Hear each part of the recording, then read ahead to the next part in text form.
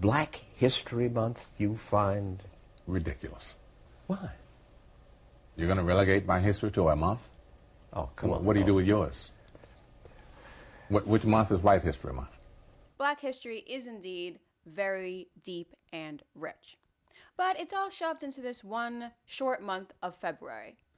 And the debate every year, every single year is, do we need a separate month for Black history? And if we are going to have a separate month for Black history, does it need to be the shortest month? I mean, February? What's going on in February? It's cold. A lot of people don't even have power. Well, I thought about it recently because I didn't just want to repeat what everyone else was saying over YouTube. I really sat down and I thought about it. Do we still need Black History Month as its own separate entity? Well, let's take it back. Why do we have Black History Month in the first place?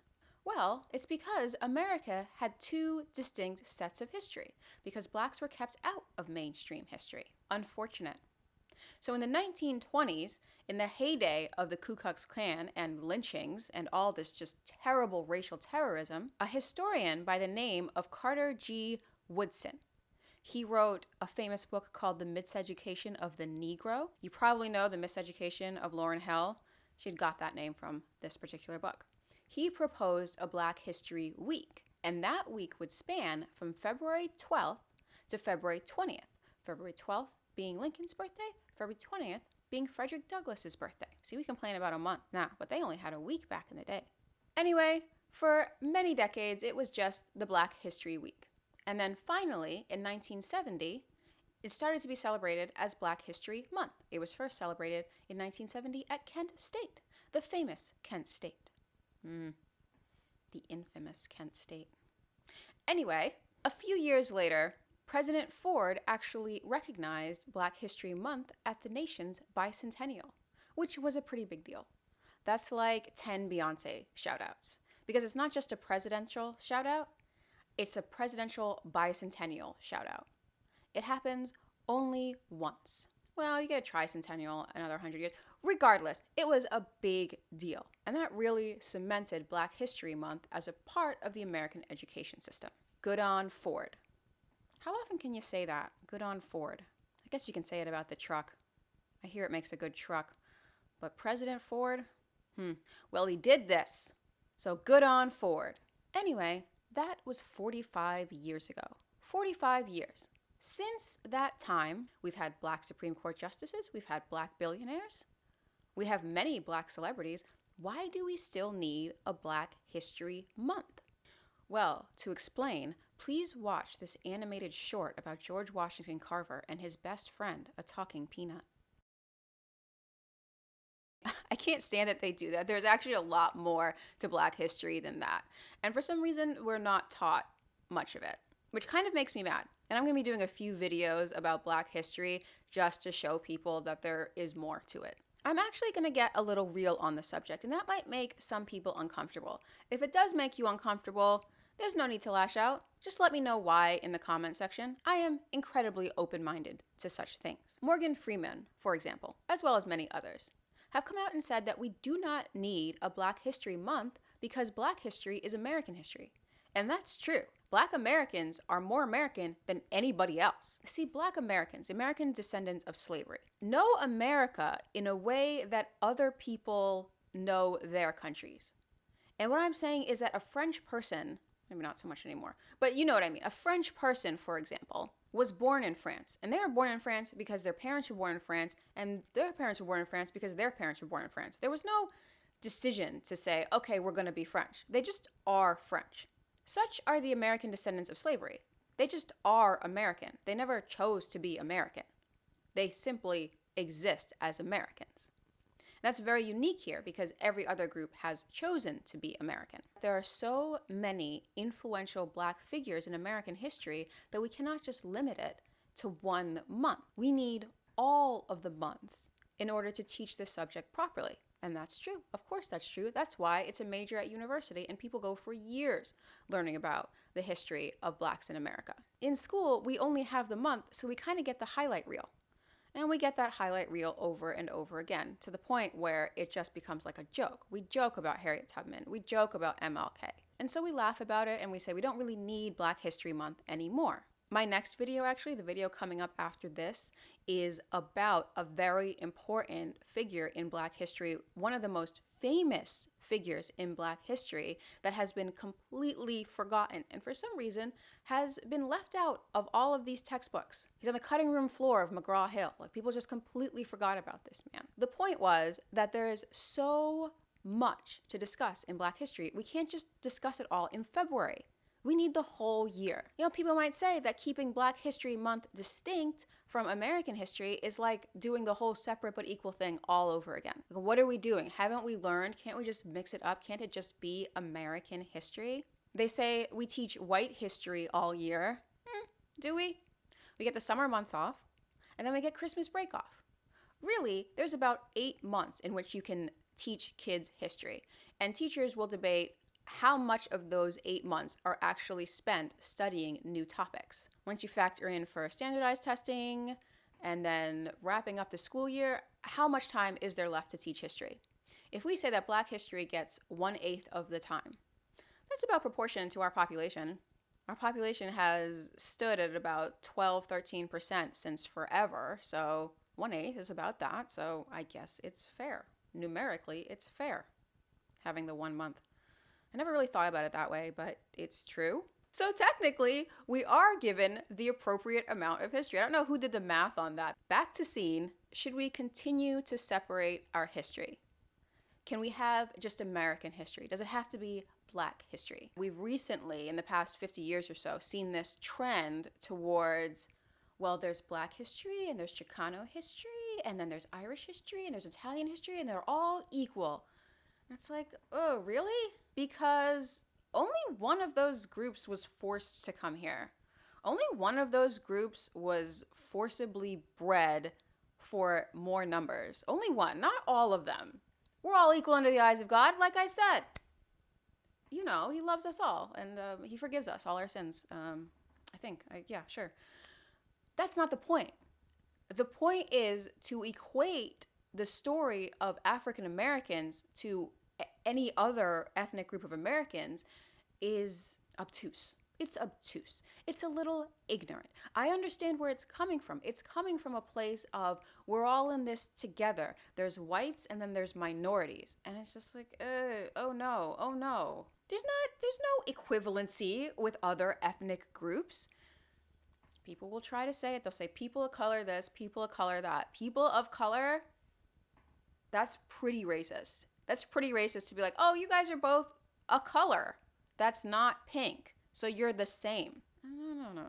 There's Black people and there are other ethnic groups. And if we can distinguish between different Marvel characters, we can distinguish between different ethnic groups coming to the United States. I said it. Might make a lot of people mad, but this idea that a Japanese American and a Black American have a similar lived experience because they're both not white is absurd. It's completely absurd, and whenever anyone says it, I'm just like, yeah, you read the first page in the book, did you? That's fine. I'm happy they picked up the book. You know, at the end of the day, they picked up the book, they read a page, and they put it back down, and they went on Twitter, so it's fine. I don't care. It doesn't bother me. It doesn't bother me at all. That having been said, yes, America has treated many different ethnicities poorly. But the story of the American Black and the story of the American Indian are completely different, not only from each other, but from other ethnic groups that have come here. So I'm just going to say that. Fight me in the comments if you don't like it. Perfectly okay. Now, the reason we have a Black History Month is because Black people were completely excluded or largely excluded from the greater culture for a very long period of time, up until basically 1965. There was some mixing going on following the Civil War, and of course there were migrations to the northern cities, and we had cultural mixing. Blacks weren't completely walled off from the rest of the culture, but they weren't really allowed to participate, and neighborhoods were segregated. So Black people actually had to form their own culture. It's distinct from the larger American story. Now you want to talk about American history? Okay, let's talk about American history. American history encompasses political history, it encompasses military history, technological history, ecological history. It's not just an ethnic history. When we talk about Black history, we are talking about an ethnic history because Blacks were excluded from a lot of other positions. Yes, we did have breakout stars like George Washington Carver, like Benjamin Banneker. We did have these breakout scientists that, despite everything going against them, were able to force their way into the mainstream, and God bless them. God bless these people, because that proves that genius lives. No matter how much people try to squash it out, it still lives. But Blacks were still excluded from most jobs. So that's why there is a separate Black cultural history. And that's what we're really celebrating in Black History Month. In addition to the Civil Rights Movement, when Blacks said, we're done with this. We're going to be part of regular history now. Thank you. Also, I love how as Blacks were forced to develop their own culture, when they developed anything good, anything of note, the larger culture just came in and said, we'll take that. That's ours now. That's American appropriation. Americans will appropriate anything at any time. I saw a sushi pizza the other day. You're appropriating sushi. You're appropriating pizza.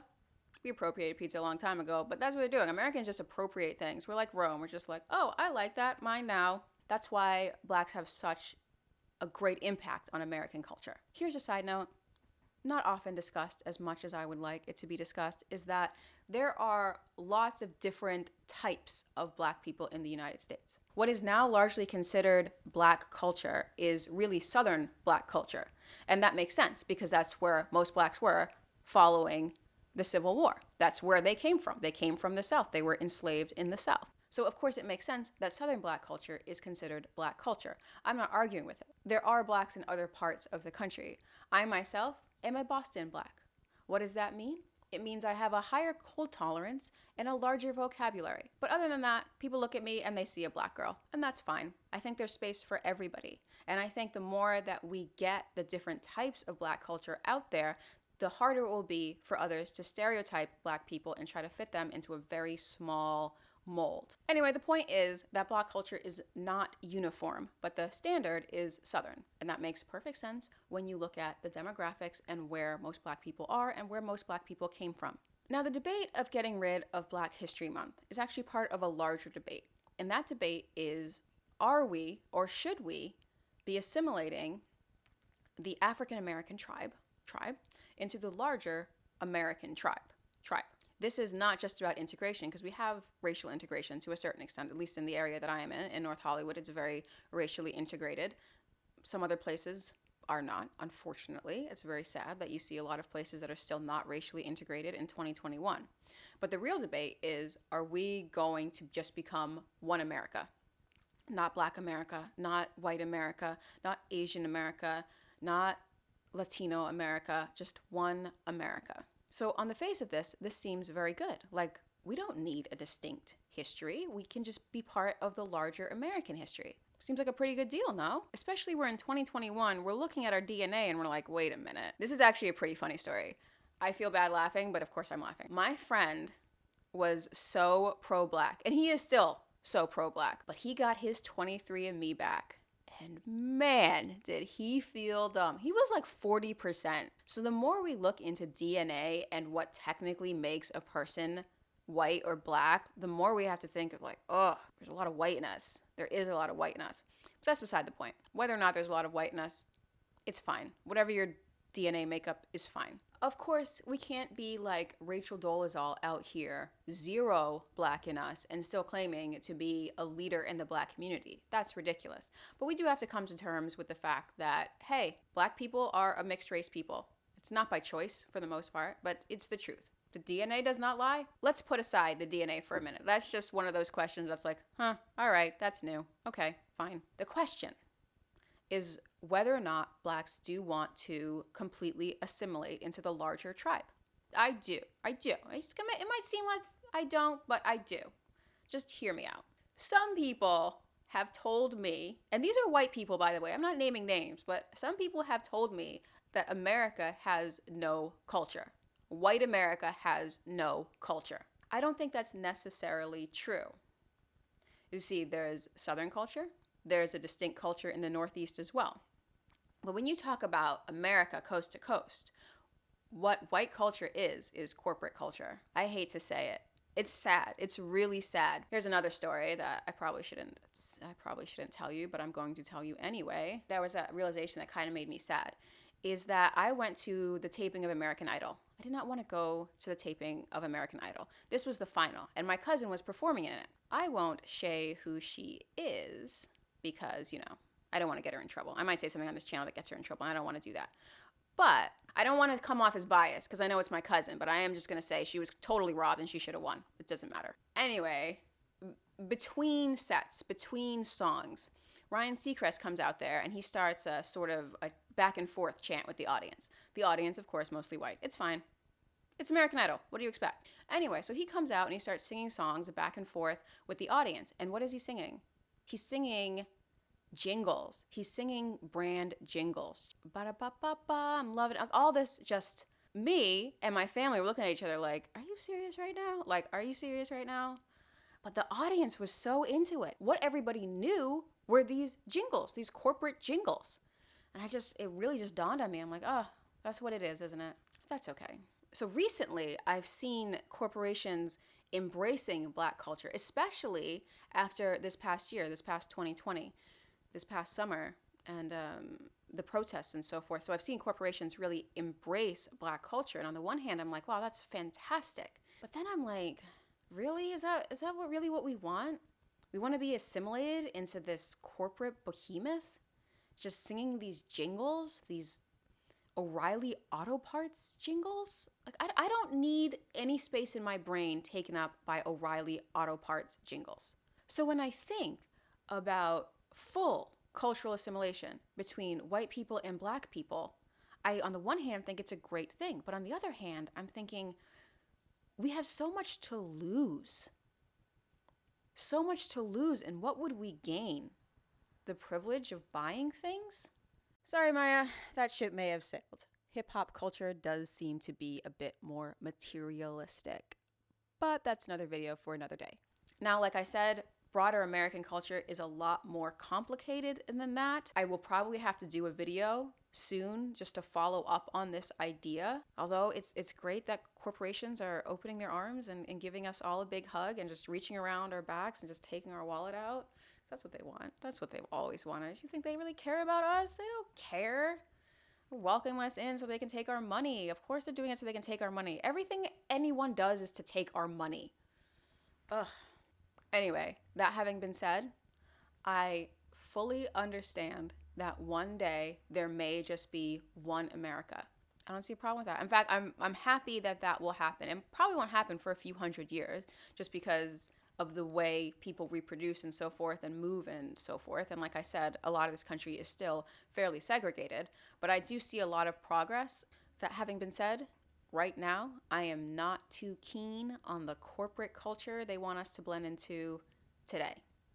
I think we could do better. I think America does have a distinct culture and she's forgotten about it. She's forgotten herself, except in a way that it can make somebody else money. And I think that's kind of sad, actually. But once America remembers herself and remembers who she is, I think that the culture will come and it will be beautiful and we will have no choice but to blend all together. Because it doesn't matter what we want, the future is going to happen regardless. Time marches on, oftentimes without us, especially if we're being regressive. Now that is a point of the larger culture, the larger cultural assimilation as to where we're headed as a nation. Back to Black History Month. Our history. Not our present, not our future, but our history. Here's what I'm thinking. If we share history, do we have to share all the crimes of history too? Because one of the groups did more crimes than the other. Like when they catch 3 people for murder, one of you did the murder and the other 2 were waiting in the car. I know you all get charged with murder. I know. Everybody involved gets charged with murder. But one murdered more. You know what I mean? There's one group, one person in that car who did the actual murdering. I'm not going to say who did it. We're not pointing any fingers. We're not laying any blame. We're just saying, if we start sharing history, do we have to share all the crimes in that history too? I don't know. That's a question I am posing. And yes, Black soldiers went to Vietnam. And yes, Black soldiers helped massacre Native Americans. as Buffalo Soldiers. We didn't plan those things, you know what I mean? Somebody else planned them, and then black people were recruited to go along. Really, when you get into who did what and when, which we will not do because there's no point, black people didn't start planning evil stuff until like 2008. Really, he got into office in 2009, and then he didn't really start any wars. He did some drone stuff here and there, but as far as an American president goes, he was the Mother Teresa of American presidents. So all I'm saying is that one person in that car did more killing than the other two people in that car. This is just a thought, but if we were to combine histories, that's like marrying somebody with $500,000 in student loan debt. They're like, honey, it's our debt now. We're in this together. But it's like, really? No, that's your debt. You did that. Like, no, it's true love. We're in this together. Like, if this dude don't go somewhere else with his debt, I'm kidding. Of course I'm kidding. I kid too much. It's my problem. So to sum it up, to sum all of that up, yes, Black American history is American history because Black Americans only exist in America. We're a distinct tribe that comes from many other tribes that were brought to America and now form one unit. One unit, kind of. One voting bloc, kind of. But we are a unique people now. So yes, Black history is American history, and you can't discuss American history without discussing Black history, and you certainly can't discuss Black history without discussing American history. And yes, because Black history was allowed to form, was allowed to simmer kind of out of view of the whites, they really only came by if they needed to lynch somebody or have somebody change their baby. They weren't just around all the time. So Black history was allowed to form uniquely. The corporations weren't as interested as they were in the larger community, which was a good thing, which was kind of a blessing in disguise when you look at it. Because Black people actually have a distinct culture, we are punching way above our weight class as far as American cultural history goes. It's just the way it is, because it's history. Even if we do come together now, we're not studying now. We're studying history. Because what are you going to tell a kid? Like we were all victims of slavery? We weren't. We were all victims of Jim Crow? We weren't. That's not true. We're talking about history now. We're not talking about the present tense. We don't have to glorify it. We don't have to come out and say that because there was slavery in the past, all white people should suffer forever. We're not doing that. We're simply saying that for a few hundred years, rich white people kept slaves. That made a lot of people very wealthy, including Northern mill owners, including British mill owners, and that after slavery ended, we had Jim Crow. That problem doesn't exist if you don't acknowledge that there are two tribes. There were two tribes back then. I don't know how you could really separate them. Now, you could teach all of history as here are the abuses of one tribe to the other tribe. But that sort of makes Black people victims forever and ever, because what Black history is taught, as it is taught right now, it's yes, one tribe was oppressed. One tribe was deeply oppressed and crimes were committed against them that were just inhuman. But despite that, they were able to do all of these great things, and all of these great figures emerged. Many more great figures than they actually teach you about in school, which is unfortunate. It's got to do with the fact that kids don't learn enough in school as is. We're thinking like, oh, you only learn about a half dozen important Black people. Well, how many important white people do we know about? Ask a kid right now to name 10 important white figures in history. Just a random kid. Good luck. Ask him to name the characters in the Marvel Universe. I bet he can name so many of them. Ask him to name the X-Men. He knows all the X-Men. Ask him to name the founding fathers, white or Black. He doesn't know those. He doesn't know those. Do you think back in Jesus's time that the people around Jesus were like, why do we have to study Jewish history? Isn't it just Roman history? Aren't we all Romans now? And Jesus was like, shut up. We're studying it. Shut up. What? Can you imagine Jesus getting annoyed? Do you think Jesus got annoyed? I bet if someone said something like that, why isn't it just Roman history? Why does it have to be Jewish history? It's just Roman history. We're all Romans. Don't extrapolate any meaning for that. That is just a joke. Don't be like, but what she's saying is no. I'm not saying anything. It's just a joke. Just leave it at that. Anyway, we do have to study history as it honestly happened. And that means we do have to study Black history separately. I know. I really thought about that because I really wanted to say, hey, it's all just history or all just one. But when you think about it, we're not studying America right now. We're not studying America in the future. We're studying American history. And to study American history, we need to study what really happened. And what really happened was terrible. It was also quite beautiful that the art and the culture was able to emerge from all of this terror and strife. It's really amazing. And in the future, if Black people and white people do come together to form a perfect union, can that not be under the Apple banner, please? Because they keep slaves in India right now. Are we not going to talk about the fact that Apple keeps slaves in India? I'm not saying anything. I got an iPhone too, but they got slaves, y'all. Slaves. Happy Black History Month. If you have something to add, please leave it in the comments. You know I appreciate those. I hope you enjoy my upcoming videos and you learn something you didn't learn in school. Subscribe.